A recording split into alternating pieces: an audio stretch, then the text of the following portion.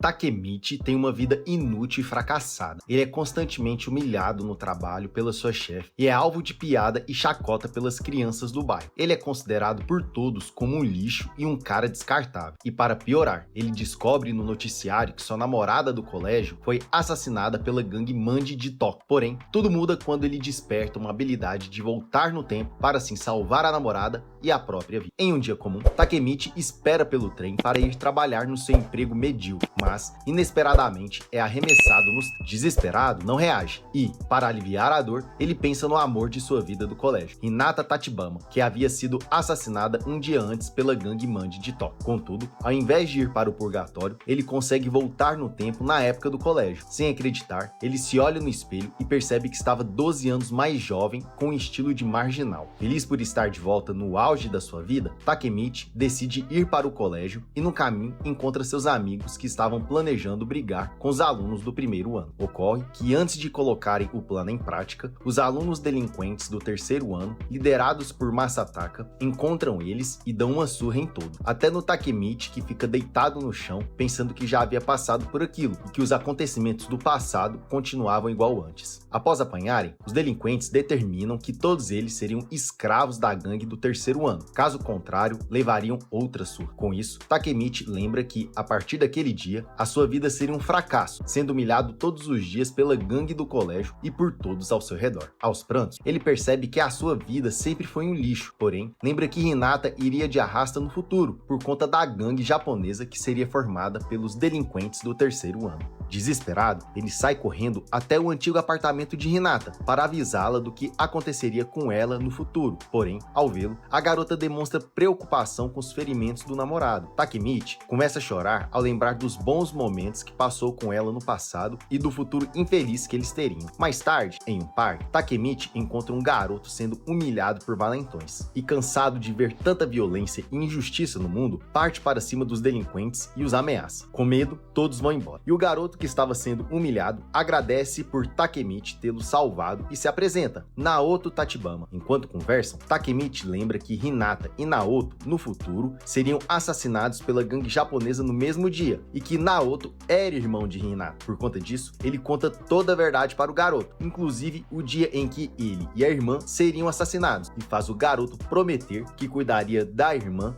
e não deixaria que nada de mal acontecesse com ela. Ele estende a mão e Naoto a aperta. Imediatamente, Takemichi é transportado para o futuro, em uma cama de hospital. Por lá, ele descobre que não havia ido de arrasta, porque Naoto havia o salvado. O garoto confessa que era policial, mas que mesmo assim não havia conseguido cumprir a promessa, pois Hinata havia ido de arrasta. Por conta disso, ele precisava da ajuda de Takemichi para salvá-lo mais uma vez. Após ganhar alta, Takemichi vai para o apartamento de Naoto e descobre que Hinata havia sido assassinada novamente pela gangue Manji de Tóquio, mas dessa vez sozinha. Naoto passa todos os relatórios da gangue Manji para Takemichi, inclusive os seus membros, pois assim ele conseguiria impedir que ela fosse formada no passado. Para isso, ele deveria impedir que os líderes da gangue, Manjiro Sano e Teta Kezaki, se conhecessem. Porém, Takemichi não faz ideia de como viajar no tempo novamente, mas Naoto acredita que com um novo aperto de mãos, ele voltaria. Assim como fizeram no passado. Preparado para voltar, eles apertam as mãos e Takemichi consegue voltar para o passado, justamente na época do colegial. Contudo, dessa vez, ele acorda no meio de uma briga de rua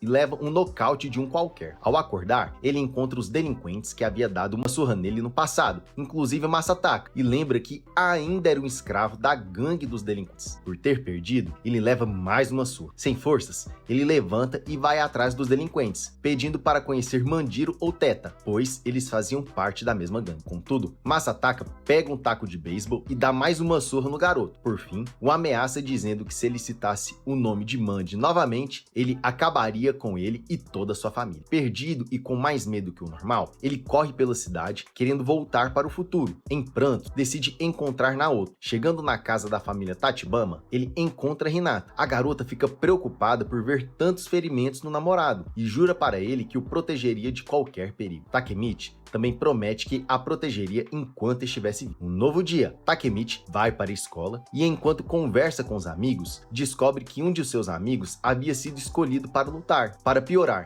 ele era o mais fraco de todos eles. Os amigos ficam desesperados e cansados de serem escravos da gangue de delinquentes, mas, como não tinha opção, decidem ir até a luta. Um dos membros da gangue anuncia os lutadores e dá o start. Takemichi percebe que o amigo estava tremendo e com muito medo, pois levaria uma surra. Porém, antes de começarem, ele grita para todos, desafiando Masataka para um X1. O líder aceita e juntos vão para o ringue. Por lá, acontece o óbvio. Takemichi leva mais uma surra. Cansado de ser tratado como escravo, Takemichi grita com Masataka e o avisa que não ia parar de lutar, pois estava cansado de fugir por 12 anos de sua vida e que dessa vez tudo seria diferente. Porém, a luta é interrompida por Ken Hyuguchi, o vice-comandante da gangue Manji de Tóquio, e atrás dele estava o comandante em carne e osso, Manjiro Sano. Todos reverenciam o comandante, enquanto Ken anda em direção a Masataka e dá um chute na barriga do valente. Por outro lado, Manjiro chega perto de Takemichi e comenta que agora os dois eram amigos e parceiros de vida. Como uma prova da lealdade, ele soca Masataka e o faz comer poeira. Por fim, junto com Ken, Manjiro vai embora. Um novo dia, Takemichi vai para o colégio e por lá escuta gritos no corredor, quando, de repente, Manjiro aparece na sala de aula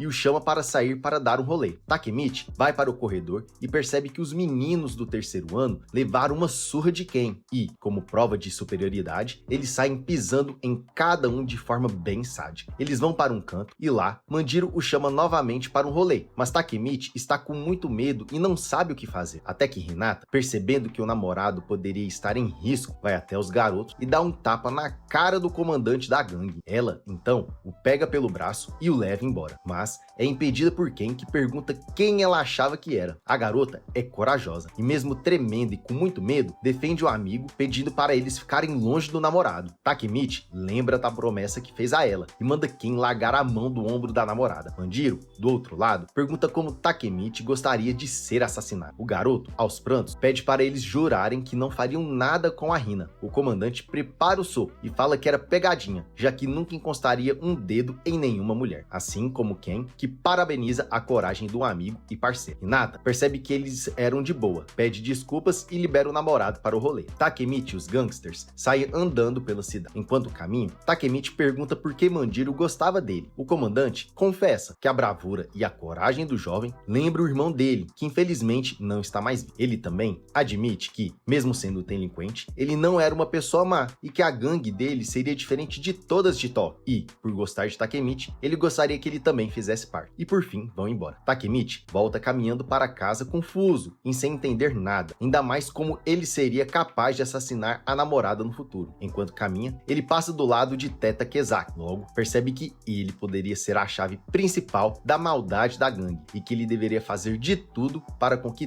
Teta não se encontrasse com Manjiro. Em um novo dia, Takemichi e Hina estão dentro de um metrô em direção à casa da garota. Por lá, ele confessa que estava com saudades de fazer provas e que estava feliz por ter essa oportunidade novamente. Hina acha estranho, pois não fazia nem 6 meses que eles haviam feito prova. Ele desconversa, lembrando que por ali ele era jovem novamente. Hina fica sem entender, mas combina com o garoto de estudarem juntos naquele dia. Após chegarem em casa, Takemichi vai até o quarto de Hina e fica bem animado, já que era a primeira vez que tinha entrado em um quarto de uma garota. Por lá, enquanto estudam, Hina agradece por Takemichi ter salvado o irmão dos delinquentes e que, por ter acontecido aquilo, Naoto havia comentado que queria ser policial no futuro. Takemichi pensa alto e entende o porquê dele ter virado policial no futuro, o que confunde Hina novamente. Ela ri e comenta que o namorado havia mudado e que agora, além de estar mais gentil, estava mais sábio. Contudo, de repente, fogos de artifício são disparados e os dois vão juntos até o terraço. Hina fica admirada com a beleza dos fogos e Takemichi vai em direção a ela,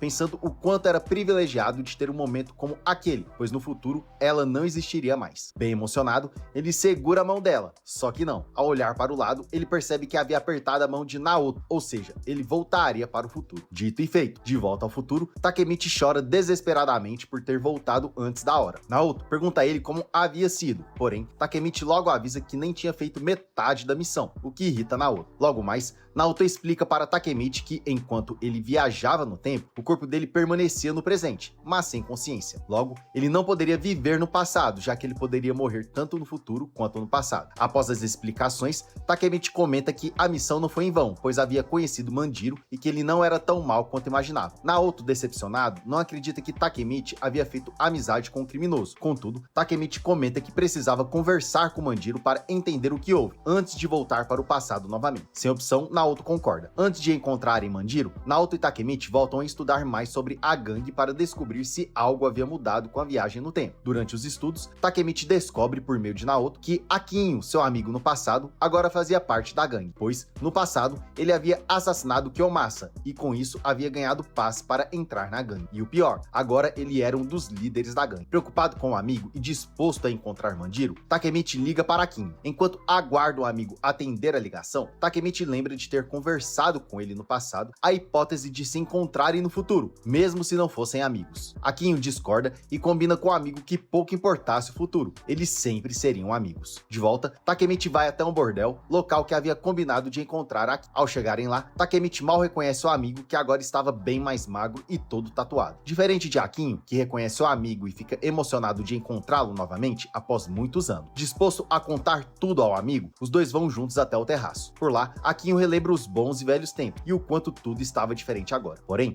a conversa muda quando Akinho confessa que sabia que Takemichi tinha a habilidade de voltar no tempo e que sempre suspeitou disso desde a conversa que tiveram no passado. E, para confirmar a hipótese, ele empurrou o amigo nos trilhos do trem. Em seguida, ele viu Naoto salvando e que depois daquele episódio, ele tinha certeza que o amigo tinha a habilidade de voltar no tempo. Takemichi fica perplexo e não entende o porquê do amigo ter feito aquilo, pois imaginava que eles eram amigos. Akinho confessa que ficou desesperado, pois ele era apenas um peão nas mãos de Teta, e que havia anos que ele não via o Manjiro, e para piorar, ele não poderia abandonar a gangue. Além do mais, Manjiro havia mudado muito após a morte de Ken. Sem opção, Akinho sobe na grade e pede para o amigo salvá-lo no passado e que agora não tinha opção a não ser pular. E assim o faz. Takemichi desespera sem acreditar no que havia acontecido, enquanto Teta ao fundo ria da situação. Ainda em choque, Takemichi se encontra com Naoto, e por lá, ele pede para o amigo encontrar o dia em que Ken havia sido assassinado, pois, a partir daquele dia, Manjiro havia mudado. E mais, agora ele tinha a missão de salvar não só Hina, como o seu melhor amigo,